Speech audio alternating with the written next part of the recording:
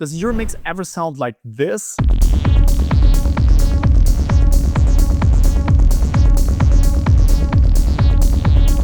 But you wish it sounded more like this.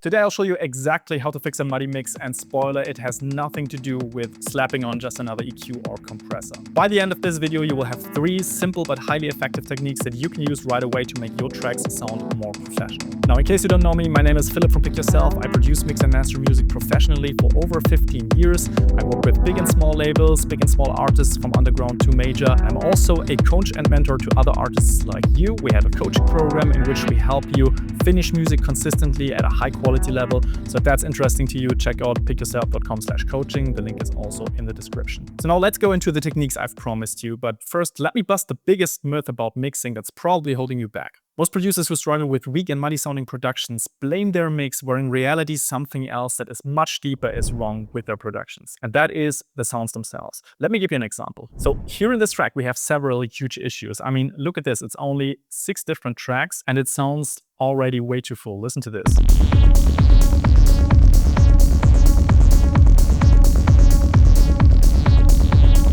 Now, since this is a deeper type of techno track, we obviously want the kick and the rumble to be present, to cut through the mix.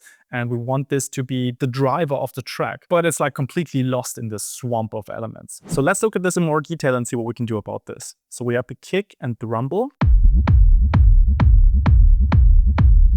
So as you can probably tell, kick and rumble are in a super similar frequency range. We have a very deep sounding kick sample. We have a rumble that's programmed to also give that deep push. And the issue is that both of them are fighting for headroom in the low end, and the kick can absolutely not cut through the mix. Now, there's actually 2 little fixes that we can apply to both of them, and it's going to be much easier than you think. So the huge mistake that most producers make at this point is that they reach directly for mixing tools like EQs, compressors, limiters, saturators, clippers, whatever it is, and they slap stuff onto their tracks hoping that they can fix weak sound design, which never works. So going back to first principles, I would never pick a super deep kick drum with a super deep rumble because they're going to fight for attention, they're going to fight for headroom. Let's instead swap out that kick sample to something that actually makes sense in the context. So this is beat 4.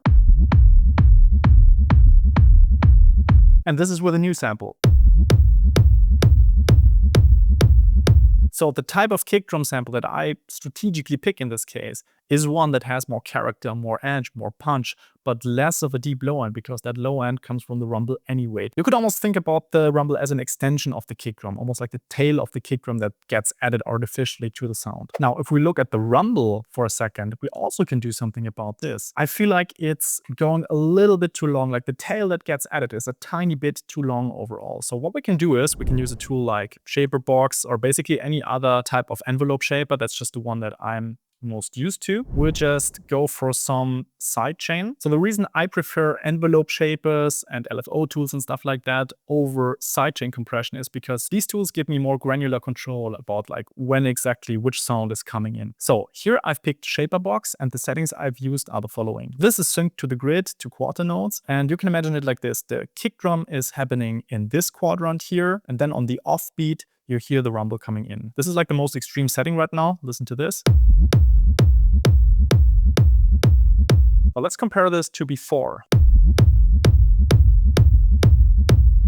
That's a pretty wild difference. Now, I actually like some of that grid and texture that keeps on playing from the original rumble. So the easiest way to solve this is to activate it again, but bring down the mix and then maybe play with the trim volume or even this curve, which preserves a little bit of the original sound. And you basically have to fine tune these settings to then find the perfect overlap between when your kick tail ends and when this rumble is coming in.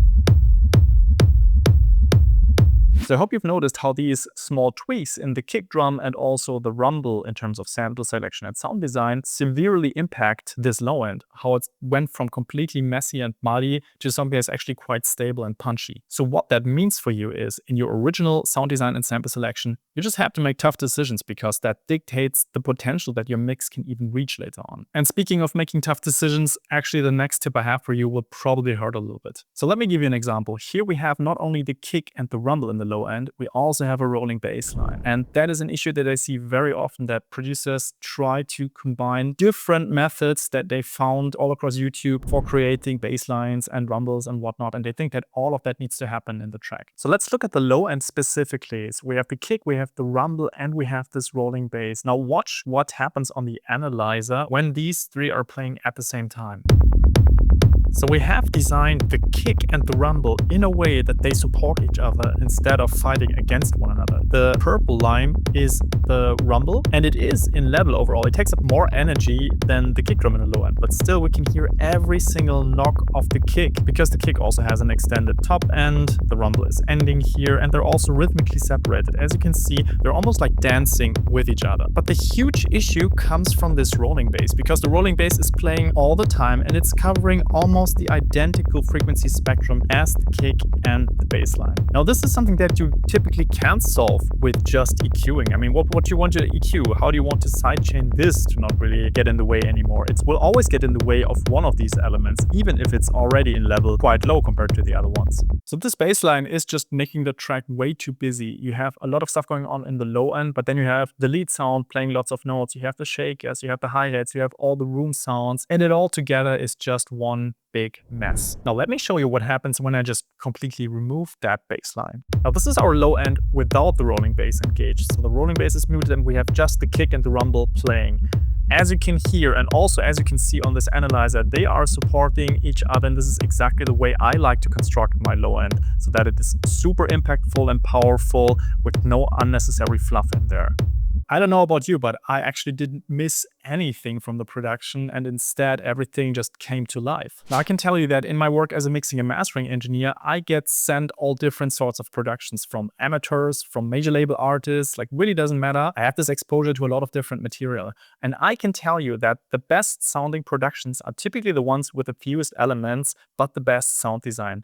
Every single element counts in these productions, and they're a joy to mix, they're a joy to master. You almost don't have to do anything except enhancing what's already great about them. Okay, now you've picked the right sounds, you've got enough space for each element to really breathe and come to life, but there's one last trap that actually kills clarity more than anything else. Now I'll explain what that is, give you examples, and also show you how to deal with this in a minute. Before we get to this, if you struggle with finishing music consistently at a high quality level, music that you can actually be proud of, then I have something for you. It's a free gift called the Finisher Framework, my 3 simple steps to finish at least one great sounding song per month. That is my goal for you. It's absolutely realistic. You can get it at pickyourself.com/framework. The link is also in the description. So here's the biggest clarity killer that I've seen in amateur productions. So you have the hi-hat, it's just a sound generation, LFO to modulate it, and reverb. You have this shaker here, once again a bit of modulation, and a reverb. You have the lead sound, sound generation, modulation, filters, and so on, and echo and reverb. So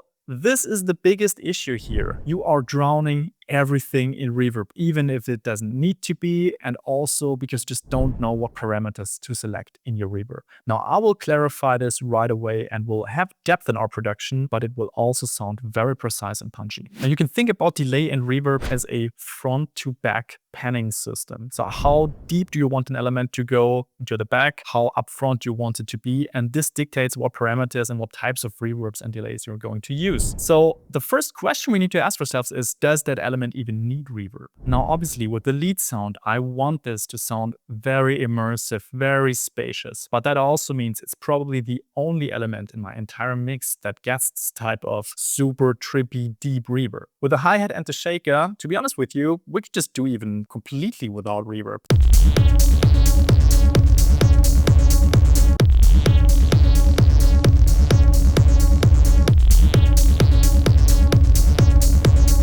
Now I already hear you say, yeah, but actually I like kind of the reverb on some of these elements. Yeah, then there's a question of how do you actually dial in that reverb? And let me give you a couple of things to watch out for. So let's get back to first principles and think about what do we actually want these elements to be? What role should they play in our mix? The hi-hat to me is such an important backbone of the techno groove. I don't want this to be dipped in reverb. It shouldn't sound lush. It shouldn't sound like super far away. So I'll actually just completely get rid of that reverb here. And for the shaker, that is obviously okay to have a little bit of reverb because it's placed behind the hi-hats. It's okay to have a bit of distance. But what I will do here with this is I will really think about what reverb I want. So if you want an element to not sit super far in the background, but actually still provide some groove and stability and be kind of close to you, the settings you will look for are the pre-delay. This means like the distance between your original signal and when the reverb starts to engage. So I'll bring this down quite a bit because I want the thing to be close. It should feel like we're in an intimate room. Then obviously the room size is something we want to bring down because we want this shaker to feel still a bit more intimate. Then also we'll increase the density to high. Not all reverbs have this, but the density, you can imagine, this is the complexity of the early reflections coming from the first wall reflections back to you. If the density is high,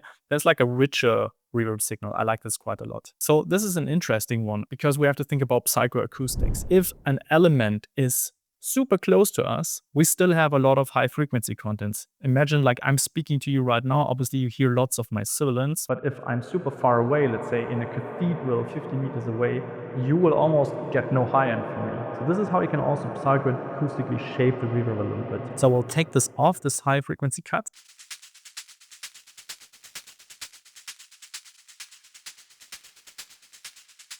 So that is tasteful and purposeful reverb on the elements that actually need it. But what about that lead sound? So the big issue with our lead sound is that, yes, we want that trippy, weird sounding, immersive, acid lead feel, but it shouldn't like completely flood everything all the time and be uncontrollable basically. So as you can see, we have an echo in here with 27% wet dry. And then we also have another super trippy reverb, which I just recently downloaded. It's quite fun. It's from Safari Pedals. It's a granular reverb. I love granular tools, so this was exactly right up my alley. And this is what creates this very trippy feel. This is set to 35% wet. Now, this is a huge mistake that I see lots of amateur producers make. They just slap on echoes and reverbs straight on the channel without thinking twice, and then they wonder why their mixes sound muddy. The best way, speaking as a mixing engineer, to work with these lush reverbs in your production is to actually bring them to a return channel and work in this way. Let me show you why. There's a good reason for that. So I've now taken the delays and reverbs from the lead and put them on a dedicated return channel with the echo and then this hippie thing. I keep this wet dry exactly as it is because I don't want all of the delay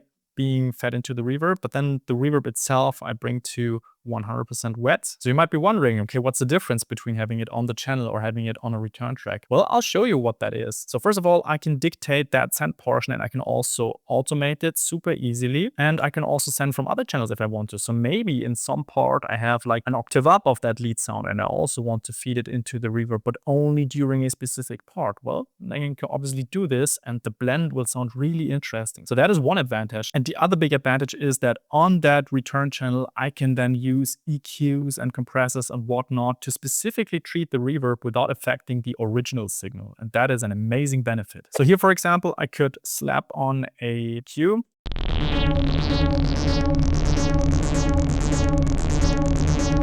As you can probably tell, this is quite messy and there's like a lot of low-end information that is probably not helpful. So we can get rid of that and maybe even enhance some of these like more nasal frequencies around 1000 Hertz, 1500, so in that region, because they typically are not taken up by other elements in the mix. This is something where you can bring out that reverb a little bit. And since we want this reverb to feel more immersive and washed out, we can also reduce the top end a little bit. So I'll just use a shelf for this. Now let's check this out.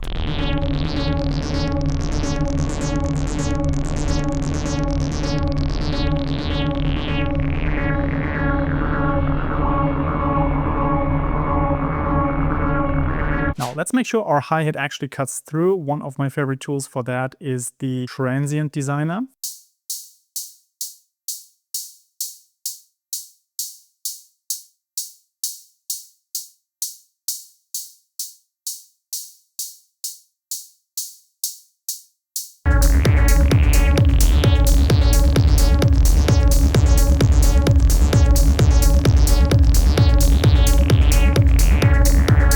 Let's lift the shakers up with a little bit of glue compression.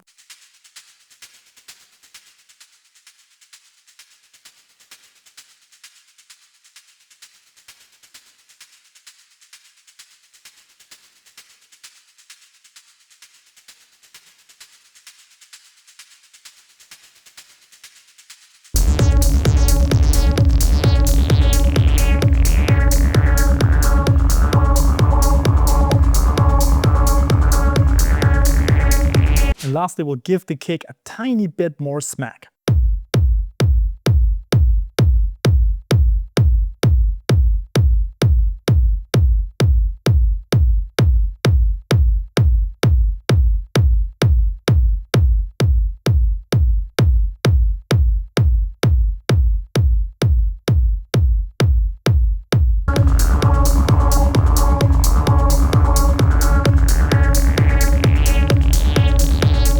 So this production is now at a point where we can even think about mixing. Listen to the result.